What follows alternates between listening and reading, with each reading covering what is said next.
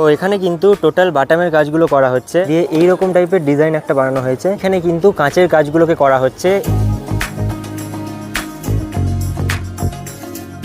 So hello friends, welcome to my new video. তো তোমাদেরকে আমি বেশ কয়েকদিন কিন্তু দুর্গাপুরের পুজোর আপডেট দিতে পারিনি, কারণ বাইরের পুজোগুলো নিয়ে কিন্তু একটু ব্যস্ত ছিলাম আমি। সো ফাইনালি আজকে আমি আবার চলে এসেছি কিন্তু দুর্গাপুরে। আর এখন আমি দুর্গাপুরের কিন্তু শঙ্করপুরে আছি, কারণ এবছর দুর্গাপুরের শঙ্করপুর সার্বজনীন দুর্গোৎসব কমিটির থিম কিন্তু খুবই ভালো হচ্ছে। মানে অন্যান্য বছরও ভালো করে, বাট এবছর কিন্তু থিমটা অনেকটাই বড় হচ্ছে। তো এবছর দুর্গাপুরের শঙ্করপুর সার্বজনীন দুর্গোৎসব কমিটির থিম হতে চলেছে কিন্তু আমেরিকার স্বামীনারায়ণ মন্দির। তো এই মন্দিরটা কিন্তু পৃথিবীর দ্বিতীয় বৃহত্তম মন্দির। তো সেই মন্দিরই কিন্তু এবছর আমরা এই শঙ্করপুরের দুর্গাপুজোয় দেখতে পেয়ে যাব। তো এখানে শঙ্করপুর বাস স্ট্যান্ডের সামনেই দেখতে পাচ্ছ এবছরের শঙ্করপুর সার্বজনীন দুর্গোৎসব কমিটির ব্যানারটা লাগানো আছে। আর এখানেই কিন্তু লিখে দেওয়া আছে এবছরের থিম হচ্ছে আমেরিকার স্বামীনারায়ণ মন্দির। এটা কিন্তু পৃথিবীর দ্বিতীয় বৃহত্তম মন্দির। তো দেখতে পাচ্ছ এখন কিন্তু আমি শঙ্করপুরের দুর্গাপুজোর প্যান্ডেলের একদম সামনে চলে এসেছি। আর এই হচ্ছে কিন্তু মেন দুর্গাপুজোর প্যান্ডেল। তো প্যান্ডেলটা কিন্তু মানে অনেকটাই বড় করে করা হয়েছে অন্যান্য বছরের তুলনায়। আর মেন যে স্ট্রাকচার, মানে স্বামীনারায়ণ মন্দিরের মেন যে স্ট্রাকচার, সেই স্ট্রাকচারটা কিন্তু রেডি করা হয়ে গেছে বাঁশ দিয়ে। আর বাঁশের পর এরপরই কিন্তু এখন এখানে বাটামের কাজটা রানিং চলছে।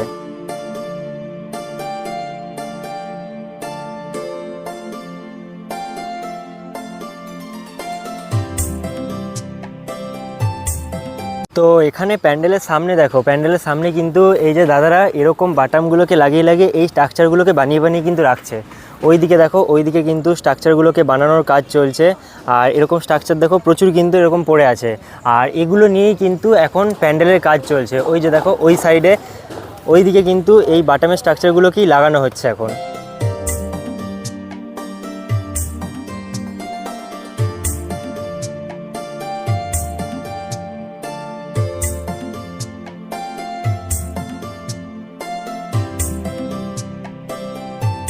তো এখানে দেখো, এখানে কিন্তু ওই তোমাদেরকে যেরকম বাটাম দেখালাম, ওই বাটামের কাজগুলোকে এই জায়গাগুলোয় লাগানো হয়েছে। মানে মন্দিরের একদম নিচের যে জায়গা, সেই জায়গাতে কিন্তু এই বাটামগুলো ইউজ করা হচ্ছে।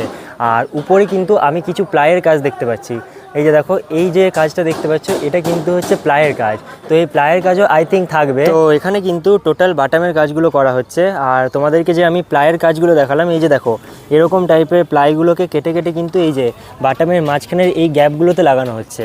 দিয়ে এইভাবেই কিন্তু এই বাটামগুলোকে রেডি করা হচ্ছে। দিয়ে এগুলোকে কিন্তু এই প্যান্ডেলের নিচের পোর্শনটায় লাগানো হচ্ছে। পুরো নিচের পোর্শনটা দেখো এরকম টাইপের বাটামের কাজে কিন্তু ভর্তি। এর উপরেই কিন্তু মানে কাপড়ের কাজ হোক বা যে কাজটাই হোক না কেন, থার্মোকলের হোক, সেটা কিন্তু এই বাটামের কাজের উপরে বসানো হবে। তো তোমাদেরকে একটু আমি প্যান্ডেলের এন্ট্রিটা বোঝাই। তো ওই যে সামনে ওই জায়গাটা দেখতে পাচ্ছ, ওখানে কিন্তু একটা সিঁড়ির মতন করা হবে। দিয়ে সিঁড়ির উপরে উঠে এইখানে কিন্তু মন্দিরের চারিদিকে, মানে মন্দিরের যে কারুকার্যগুলো, সেগুলো কিন্তু দর্শকরা দেখবে।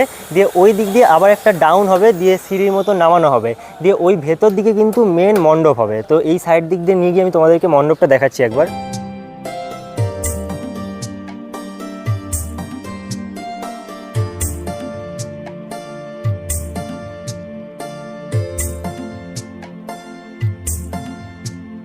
তো আমার সামনে এই যে এই জায়গাটা দেখতে পাচ্ছ, এইখানে কিন্তু এই যে সিঁড়ির মতন যে নামার জায়গাটা আছে, এই দিক দিয়ে কিন্তু দর্শকরা নামবে। দিয়ে এইটা হচ্ছে কিন্তু মূল মণ্ডপ। আর সামনে এই জায়গাতেই কিন্তু মায়ের প্রতিমা বসবে। তো এইখানে নেমে কিন্তু এই মণ্ডপটাকে দর্শন করা হবে। তো এখানে যে পুরো মণ্ডপটা দেখতে পাচ্ছ, এই পুরো মণ্ডপের চারিদিকে কিন্তু প্রচুর কাঁচের কাজ ইউজ করা হবে। এখানে যে দাদারা কাজ করছে তারাই কিন্তু বললো যে এখানে কিন্তু মণ্ডপে মানে ভেতরটা সাজানোর জন্য কাঁচের ইউজ হবে। তো এখানে এইটা যেটা দেখতে পাচ্ছ, এটা কিন্তু একটা লোহা স্ট্রাকচার। এই যে দেখো এরকম কিন্তু লোহা স্ট্রাকচারগুলো মণ্ডপের ভেতরে রাখা আছে। এই লোহা স্ট্রাকচারের উপরেই কিন্তু এরকমভাবে প্লাইগুলোকে কেটে কেটে বসানো হচ্ছে। দিয়ে এইরকম টাইপের ডিজাইন একটা বানানো হয়েছে। এই ডিজাইন দিয়েই কিন্তু পুরো মণ্ডপের ভেতরটা ডেকোরেশন করা হবে।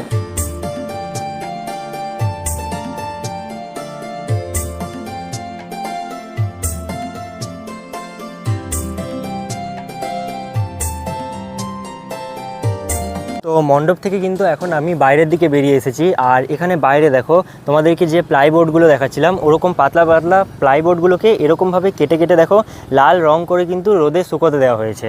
আর এরকমভাবেই কিন্তু এই পুরো জায়গার কাজ এখন রানিং চলছে। তো এবছর কিন্তু দুর্গাপুরে সত্যি অনেক ভালো ভালো প্যান্ডেল করছে সমস্ত ক্লাবরা।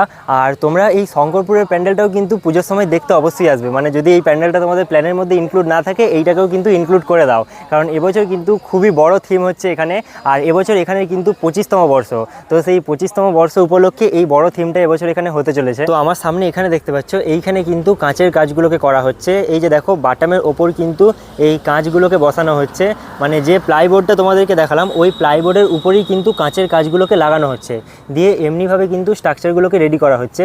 আর এই স্ট্রাকচারগুলো কিন্তু মণ্ডপের ভেতরে লাগানো হবে, মানে এই কাঁচের কাজটা কিন্তু তোমাদেরকে ওই মণ্ডপের ভেতরে যে জায়গাটা দেখালাম ওই জায়গায় কিন্তু ইউজ হবে। সো ফাইনালি আজকের এই ভিডিওতে আমি তোমাদেরকে দুর্গাপুরের শঙ্করপুরের এবছরের পুজোর প্রস্তুতি দেখালাম, আর এখানে থিমের সম্বন্ধে সমস্ত রকমের ইনফরমেশন দিলাম।